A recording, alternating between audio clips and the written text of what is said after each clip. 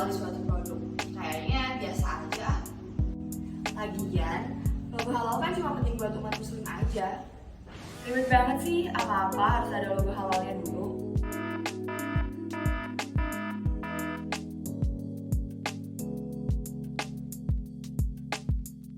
Makanan dan minuman halal pastinya sudah nggak asing lagi di tengah kita. Apalagi kita tinggal di negara dengan mayoritas muslim. Pasti kita sering mendengar pertanyaan, makanan dan minuman ini halal nggak ya? Lalu sebenarnya halal di sini itu seperti apa? Makanan dan minuman halal merupakan makanan dan minuman yang sesuai dengan syariat Islam, baik dari segi bahannya, pengelolaannya, dan juga cara memperolehnya, seperti tidak mengandung babi, tidak beralkohol, pemotongan hewan sesuai syariat Islam, dan lain-lain. Makanan dan minuman halal di Indonesia udah banyak mengalami perkembangan loh. Peringkat Indonesia di sektor makanan halal global naik 2 peringkat dari posisi keempat di tahun sebelumnya. Kini, industri fashion halal menunjukkan tren perkembangan yang sangat pesat. Siapa sih yang gak suka beli baju, apalagi baju muslim yang sekarang lagi booming banget.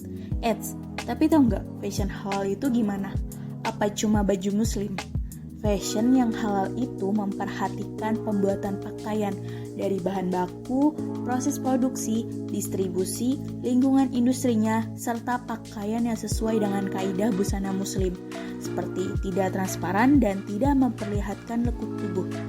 Apabila kita berpakaian sesuai syariat Islam, kita dapat menjaga kehormatan sekaligus menjaga martabat kepribadian diri sendiri sebagai muslim. Oh ya teman-teman, kalian tahu nggak baru-baru ini digelar MUFES Plus 2022 di Jakarta? MUFES Plus 2022 adalah festival busana muslim yang hadir sebagai ajang penampilan bakat desainer muda untuk menampilkan hasil kreasinya di bidang fashion muslim loh.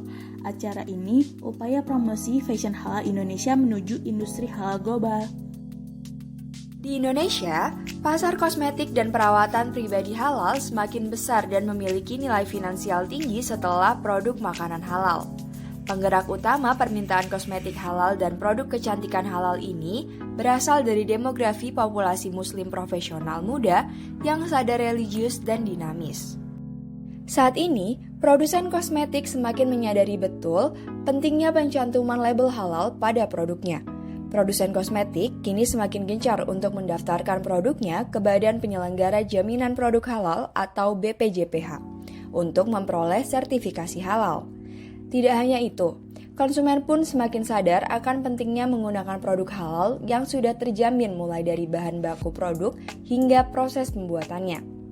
Produsen kosmetik di Indonesia yang sebagian besar produknya telah mengantongi sertifikasi halal meliputi Wardah, Avoskin, Something, Enpure, Luxcrime, SK, dan masih banyak lagi produk kosmetik maupun skincare buatan Indonesia yang sedang naik daun di kalangan beauty enthusiast.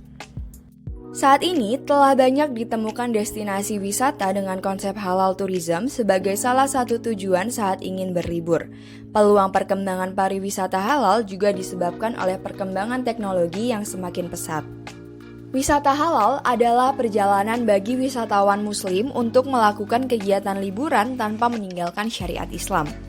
Contoh konsep dari wisata halal yang sering kita jumpai seperti seluruh sarana dan prasarana yang ditawarkan sudah memenuhi kebutuhan wisatawan muslim, baik dari restoran yang menjual produk halal, penginapan muslim friendly, fasilitas ibadah, fasilitas rekreasi yang private, tidak bercampur baur antara wanita dan pria, dan sebagainya. Menurut Menteri Pariwisata dan Ekonomi Kreatif Sandiaga Uno dalam Rakerpim UIN Jakarta 2022, peluang pariwisata halal di Indonesia cukup besar dan menjanjikan. Indonesia menjadi negara peringkat pertama sebagai wisata halal terbaik dunia versi GMTI pada tahun 2019. Kemudian, pada Oktober 2022, Lombok, Nusa Tenggara Barat akan menjadi lokasi penyelenggaraan World Halal Tourism Summit 2022. Acara tersebut akan diisi berbagai kegiatan yang berkaitan dengan wisata halal.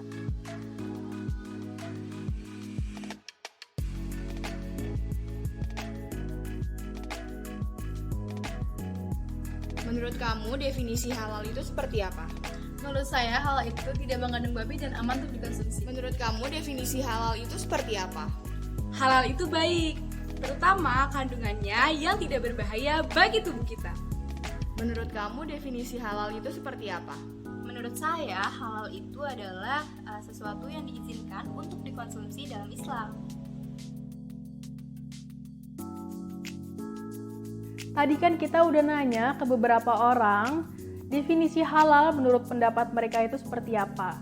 Dan jawaban-jawaban mereka itu sebenarnya sudah benar, tapi di sini aku mau memperjelas dan melengkapi kembali definisi halal yang sebenarnya. Halal berasal dari bahasa Arab yang artinya diperbolehkan. Sedangkan definisi halal adalah segala sesuatu yang diperbolehkan menurut syariat Islam, baik untuk dikonsumsi maupun untuk digunakan. Nah, halal itu bukan hanya dilihat dari bahan bakunya saja, tapi juga dilihat dari cara memperolehnya, proses pembuatannya, dan pendistribusiannya. Misal, kita mempunyai produk kosmetik halal, tapi kita mendapatkannya dengan cara mencuri. Artinya, produk kosmetik tersebut sudah tidak halal lagi untuk digunakan, karena cara memperolehnya yang haram.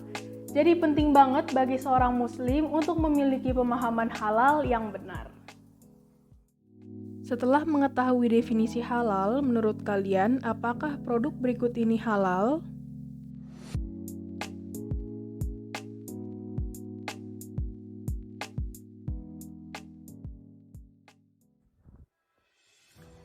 Mempunyai logo sertifikasi halal merupakan nilai plus, di mana industri halal memberikan garansi halal pada konsumen jika produk tersebut aman dikonsumsi oleh orang muslim. Logo halal juga menjadi perhatian bagi perusahaan global. Sudah banyak lembaga sertifikasi halal luar negeri yang sudah diakui oleh MUI, seperti Halal Malaysia oleh Jatim, Halal Singapura oleh MUIS, bahkan Australia memiliki beberapa logo halal. Hal ini merupakan dukungan terhadap perkembangan industri halal dalam mengembangkan pasarnya tidak hanya untuk orang muslim tetapi juga non-muslim. Oleh karena itu, apa aja sih langkah-langkah yang dapat kita lakukan untuk mendukung perkembangan industri halal di Indonesia? Yang pertama, kita bisa menjadi konsumen produk halal dalam kegiatan sehari-hari. Yang kedua, sebagai mahasiswa, kita dapat menghasilkan riset-riset berkualitas, termasuk riset-riset dalam industri produk halal. Yang ketiga, mahasiswa juga dapat menjadi pionir dalam inovasi dan riset produk halal dengan memanfaatkan infrastruktur laboratorium dan ilmu pengetahuan yang dimiliki perguruan tinggi masing-masing. Yang keempat, meningkatkan literasi dalam diri agar lebih peka terhadap perkembangan industri halal. Dan yang terakhir, kita bisa menjadi agen perubahan dalam masyarakat seperti melakukan sosialisasi yang berkaitan dengan industri halal.